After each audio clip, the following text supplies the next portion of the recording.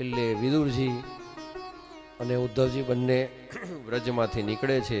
ઉદ્ધવજી છે બદ્રિકાશ્રમ જાય છે અને વિદુરજી જે છે એ હરિદ્વારની અંદર જે મૈત્રી મુનિનો આશ્રમ આવેલો છે ગંગાજીના કિનારા ઉપર, ત્યાં અહીંયા આવે છે.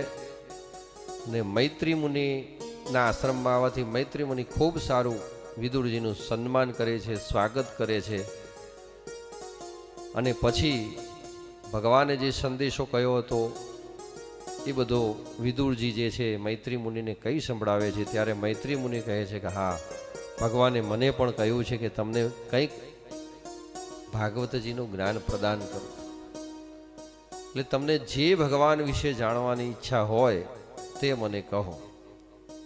ત્યારે હે પરીક્ષિત, તને જેવો પ્રશ્ન થયો હતો એવો જ પ્રશ્ન વિદુરજીને થયો હતો કે ભગવાને આ સૃષ્ટિ રચી કઈ રીતે છે. ત્યારે ભગવાને પોતાની અલગ અલગ 8 જે પ્રકૃતિ છે એને વહેંચી છે: પૃથ્વી, જળ, અગ્નિ, વાયુ, આકાશ, મન, બુદ્ધિ અને અહંકાર. એવી રીતે ભગવાને 8 રીતે પ્રકૃતિ જે છે પ્રકૃતિને વહેંચી છે અને એનાથી જે આ સૃષ્ટિ બની છે. અને એ જે સૃષ્ટિ બની છે એને અપરા સૃષ્ટિ કહેવાય છે. પણ આ સૃષ્ટિથી જે જીવ સૃષ્ટિ બની છે એ આખી ભગવાને અલગ બનાવી છે. અને ભગવાને જેટલું પણ જે કંઈ બનાવ્યું છે, આ વસ્તુ જે હું તને કહી રહ્યો છું એ જ વસ્તુ ભગવાને ગીતાજીની અંદર ગીતા જ્ઞાન આપતા આપતા તમારા દાદા જે છે અર્જુનજી એમને પણ વાત કરેલી છે કે જળ છે, જળની અંદર એનો રસ જે છે હું છું.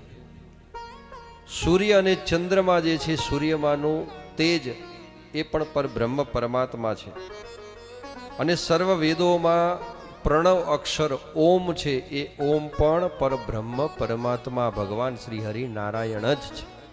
આકાશ જુઓ તો આકાશની અંદરથી તમને જે શબ્દ સંભળાય, એટલે આપણે જે બોલીએ છીએ અને આ વાણી નીકળે છે એ શબ્દ સ્વરૂપે પણ પરબ્રહ્મ પરમાત્મા જ છે. અને મનુષ્યોની અંદર પરમ પુરુષ એવા પુરુષોત્તમ પણ ભગવાન શ્રી હરિ નારાયણ છે. પૃથ્વીની અંદર ગંધ છે એ પણ ભગવાન શ્રી હરિ નારાયણ છે. અગ્નિની અંદર જે તેજ છે એ પણ ભગવાન શ્રી હરિ નારાયણ છે. અને સર્વ પ્રાણીઓનું જીવન એ ભગવાન શ્રી હરિ નારાયણ છે. તપસ્વીઓ જે હોય એ તપસ્વીઓનું તપ એ પણ ભગવાન નારાયણ છે. અને બુદ્ધિમાનોની બુદ્ધિ એ પણ ભગવાન શ્રી હરિ નારાયણ છે. તેજસ્વીઓનું તેજ, સર્વ પ્રાણીઓની અંદર રહેલો કામ, સાત્વિક, રાજસી અને તામસી ભાવોનું જે સર્જન થયું છે એ બધું પરબ્રહ્મ પરમાત્માએ જ કરેલું છે. એમાં કોઈ શંકાને સ્થાન નથી. માટે જલ, સ્થળ જે કંઈ પણ આપણે જોઈ રહ્યા છે બધું જ પરબ્રહ્મ પરમાત્મા નારાયણ છે. એટલે આખી સૃષ્ટિનું આ જ્ઞાન આપે છે. ત્યારે વિદુરજી કહે છે કે ભગવાને આ સૃષ્ટિ તો આખી રચી, પણ આ સૃષ્ટિ ચક્ર આગળ ચાલ્યું કઈ રીતે? મનુષ્યની ઉત્પત્તિ કઈ રીતે થઈ, મનુષ્યની ઉત્પત્તિ આગળ સૃષ્ટિનો ક્રમ કઈ રીતે ચાલ્યો? ત્યારે કહે છે કે ભગવાન બ્રહ્માજી છે, બ્રહ્માજીને જે શક્તિ આપી એ શક્તિ દ્વારા બ્રહ્માજીએ 10 પ્રકારની આખી સૃષ્ટિ રચી. અને એ 10 પ્રકારની સૃષ્ટિની અંદર અલગ અલગ જીવાત્માઓ જે છે, જીવાત્માઓ ભગવાને એ સૃષ્ટિમાં મૂક્યા. બ્રહ્માજીએ રચના કરી અને રચનાની અંદર જે પ્રાણ પૂર્યા ભગવાને, જીવ સૃષ્ટિ બનાવી. એમાં અલગ અલગ બનાવી. જળચર સૃષ્ટિ બનાવી, પછી પહાડો ઉપર રહેતા જીવો બનાવ્યા, વન પ્રાણીઓવાળા હિંસક જીવો બનાવ્યા. આવી બધી સૃષ્ટિ બનાવી. એટલે એવી રીતે અલગ અલગ પશુ પક્ષી બધી સૃષ્ટિ બની. તો એમને કહ્યું કે મનુષ્યો કઈ રીતે બન્યા? સુખદેવજી મહારાજ અને પરીક્ષિત આ બાજુ પ્રશ્ન કરે છે, ને આ બાજુ મૈત્રી મુનિ છે એમને વિદુરજી પ્રશ્ન કરે છે કે આ મનુષ્ય કઈ રીતે આવ્યા અને મનુષ્ય યોની કઈ રીતે બની? ત્યારે આખું બ્રહ્માજીએ જે મનુષ્ય બનાવ્યા, સૌ પ્રથમ બ્રહ્માજીએ સૃષ્ટિના સર્જનની અંદર મનુષ્ય બનાવવા માટે કલ્પના કરી, ભગવાનને યાદ કર્યા. તો બ્રહ્માજીની ભ્રુકુટની અંદરથી સીધું મહાદેવજીનું પ્રાગટ્ય થયું. બોલો દેવાધિદેવ મહાદેવ કી જય. અને એમની ભ્રુકુટીની અંદરથી મહાદેવજીનું પ્રાગટ્ય થયું. મહાદેવજી પ્રગટ થયા.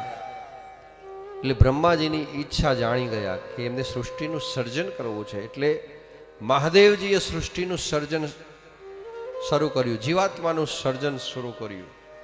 પણ જીવાત્માઓનું જે સર્જન કર્યું એ તો એવા ભયંકર જીવાત્માઓ મહાદેવજીએ આમ ઉત્પન્ન કર્યા કે જોઈને બ્રહ્માજી પણ ડરી ગયા.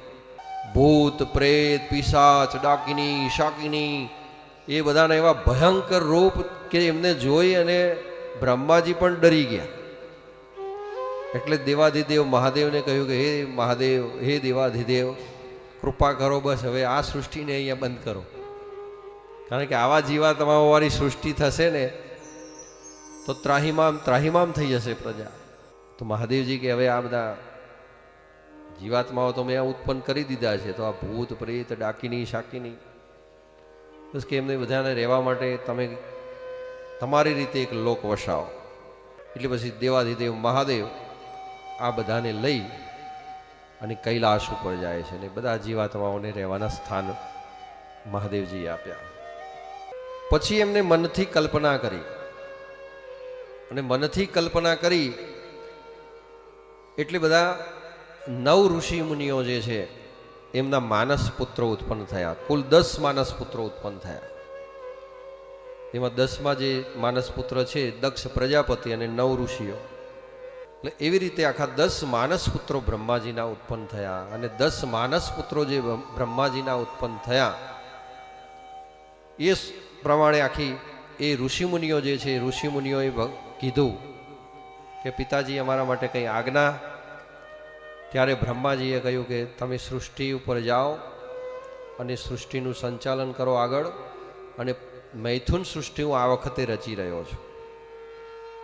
એટલે મૈથુન સૃષ્ટિનો ક્રમ એવો છે કે એક જીવાતમાંથી જ મૈથુન ક્રિયાથી બીજો જીવ ઉત્પન્ન થાય. એટલે તમે બધા પ્રજા ઉત્પન્ન કરો અને આખો આ જે સંસાર છે સંસારને મનુષ્યોથી ભરી દો. એટલે એવી આજ્ઞા લઈ અને બધા ઋષિ મુનિઓ જે છે એ ભગવાનની બ્રહ્માજીની આજ્ઞા લઈ અને નીકળે છે ત્યાંથી. અને એના પછી બ્રહ્માજીએ પોતાના 10,000 પુત્રો જે છે એ ઉત્પન્ન કર્યા. અને 10,000 પુત્રોને એવી આજ્ઞા આપી કે તમે સૃષ્ટિનું સર્જન જેટલું થયેલું છે ત્યાં જાઓ અને પ્રજા ઉત્પન્ન કરો અને આખી પ્રજા જે છે એને બધાને તમે ભરી દો. પણ એવા સમયની અંદર એમને જે છોકરાઓ આજ્ઞા લઈને જતા હતા ને તેને નારદ મુનિ મળ્યા. એટલે નારદ મુનિએ કહ્યું કે સંસાર તમે બાંધશો, સંસારના ક્રમની અંદર છોકરાઓનું પાલન કરવું પડશે, પોષણ કરવું પડશે અને આવી બધી પ્રવૃત્તિમાં તમારે લાગવું પડશે. એના કરતાં તમે નિર્ગુણ નિરાકાર ભગવાનની ઉપાસના કરો. નિર્ગુણ અને નિરાકાર ભગવાનની ઉપાસના કરશો તો તમારે સીધા ભગવાનની પ્રાપ્તિ થશે. આ ગૃહસ્થ જીવનમાં પડવું પડશે નહીં. અને એ રીતે પોતાના પિતાની આજ્ઞા ના માની અને આ બાજુ નારદ મુનિની આજ્ઞા માણીને જે નિર્ગુણ નિરાકાર સ્વરૂપની અંદર જે છોકરાઓ ભજવા નીકળી ગયા અને એ નિર્ગુણ નિરાકાર સ્વરૂપને ભજતા ભજતા ભજતા ભજતા એ પ્રમાણે એમના ગુણાનુવાદ ગાવા લાગ્યા.